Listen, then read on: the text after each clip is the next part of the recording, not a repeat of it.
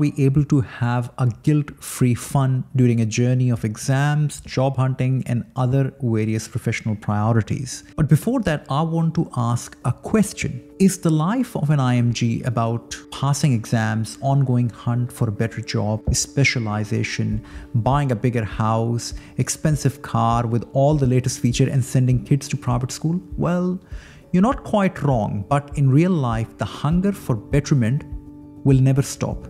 And in this process or progress, we stop living life.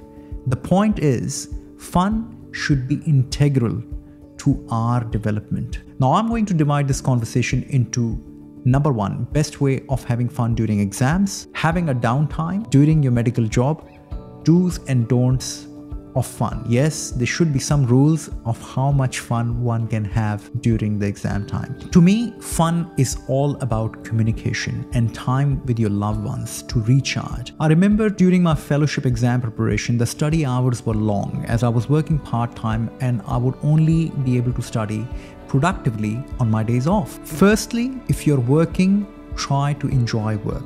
I could never get as much study done during my work days, so I tried to enjoy seeing as many patients as I can. That's a legitimate break without having any sense of guilt at all. And if I'm getting really a peer pressure that what did you study, I studied that, I would do something called passive study, that is just revise some topics on my drive to work. But trust me, keep work days empty. Number two, little things matter. After a long study day, having a nice warm shower to ease my mind, and it helped me also relax those tense muscles after sitting long hours on my study table.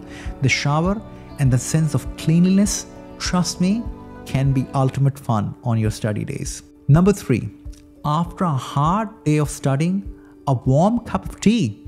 Enjoy a little time out. Sit out in your balcony, go out in your backyard, and get some fresh air, and it will improve your mood and your thinking. So I remember cooking sometimes quick and easy dish. It helped me break that monotonous cycle of studying and just studying on and having a break and being fed. Cooking for a family gave me that chance that I'm still engaged with them. I can still be a part of the family life. And also dinner time was a fun time. You're not thinking about the study, you're talking, engaging with your family and trying to catch up on their lives as well. Remember, exams are much more harder for your family because you are having a target in front of you. Your family is actually looking up to your downtimes to have that little bit of extra fun when you're available. Number five, my walks. Gosh, I loved them. My walks were that therapeutic thing that I could never miss on. I would listen to a gentle, relaxing music or just unwind and distract my mind off. Sometimes listening even to traffic can be fun. It also helped me think of good things ahead that I can plan after exams, like concerts, holidays. Maybe that was that ultimate goal, a sighting to end the misery one day, which is I'm trapped in the form of this exam. The walk could even be going on for a grocery shopping, picking up kids from school. It could be anything, doesn't have to be specifically target. This is my time for walk, this is my time to study. You need to have unplanned activities.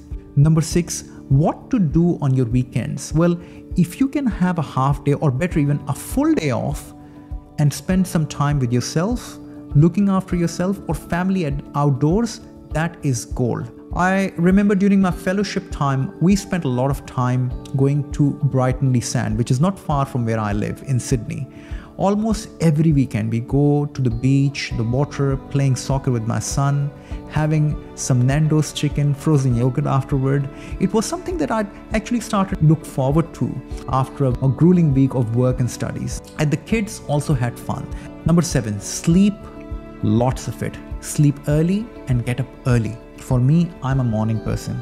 Having an adequate 7 to 8 hours sleep at night helped me remember more information in a shorter span of time. Avoid long telephone chats with friends, discussing exams, discussing paper, questions, topics. I feel like talking on the phone or browsing the internet is like that tiring thing which completely winds you down. So even though you're thinking that you're trying to relax, but it's not really relaxing you, it is tiring you even further. So avoid social media, mobiles. They consume mind energy.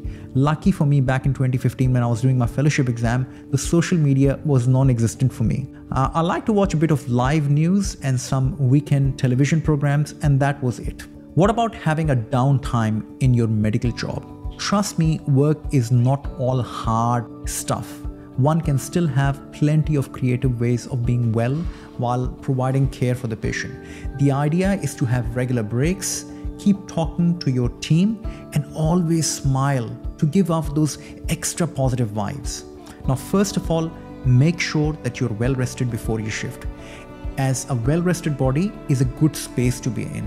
I always try to get extra sleep before the start of my evening shift, or of course my morning shift. I try to take sleep early at night. Wear comfortable clothes, but also make sure that you look good and smell good too.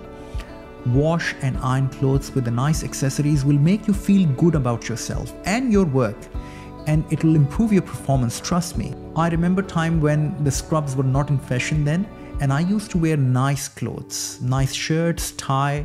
I would even press my tie every shift. But equally, when the scrubs came into fashion, I maintained the same diligence with them in my work attire. Most places tend to have a start of a shift huddle. This is when all the doctors and nurses would come together. Sometimes, a joke would carry around like, what did you do this morning? Or what did you do fun stuff this weekend? So try, engage in that. It'll lighten the mood. And I feel that a little bit of humor goes a long way, especially at the beginning of a hard shift. Not just for you, for everyone. The other important thing is stay hydrated. Drink water. If still at work, I'd keep a water bottle with me and I'll just sip it down after every few minutes. That'll keep me active, that'll keep me hydrated, and it also removes tiredness and also help me remove my reliance on too much caffeine. The other thing is our shifts are long. Make sure you can take some regular 5 to 10 minutes break. It doesn't really matter, you have to have like that half an hour. That half an hour of break in 10-hour shift may never come. It might be a crashing patient, it might be a trauma patient coming in. So make sure that you can take 5 or 10 minutes break every 3 hours. Invite a colleague for lunch. Just go out for a chat, something outside work. Now, remember, try avoid confrontation. And if there's any issues which are getting out of hand, take a break, take a few minutes, have a cup of tea, have a short stroll outside the department, get some fresh air and come back and revisit the entire situation. There's no point getting into an argument or into a frustrating situation with a colleague or a patient or relative.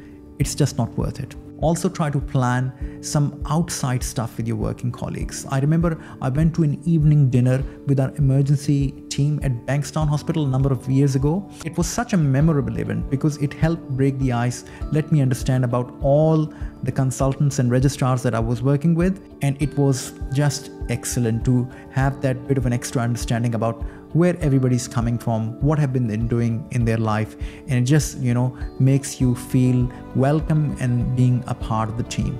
Now, finish on time. As much as it's important to start on time, it's even more important to finish on time as well. Now, some do's and don'ts. During exam, you need to look after your family.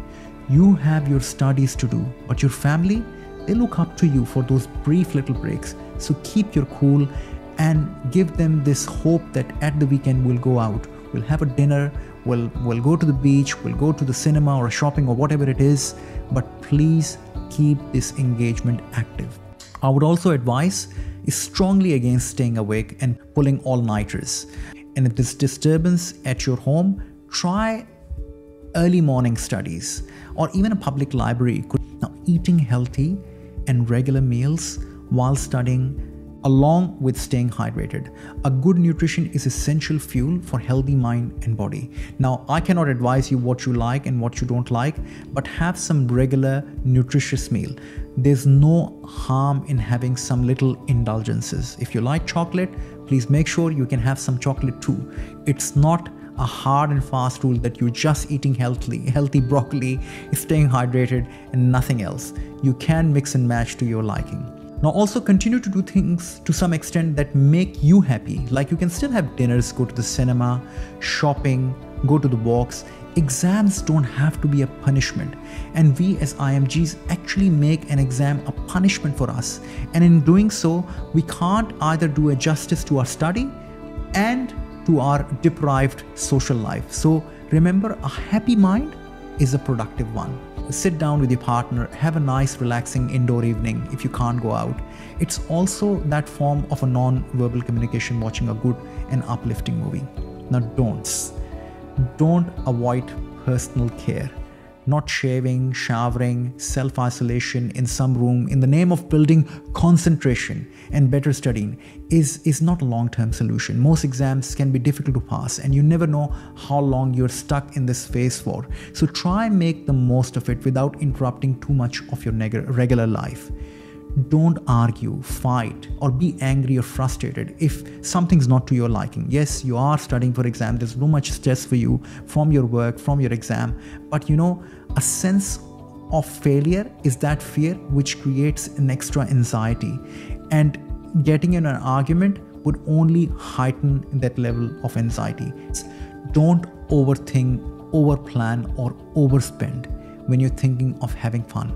Fun needs to be spontaneous, easy, accessible, and to be able to be repeated at regular intervals. Now, I hope that you're able to relate to some of these examples.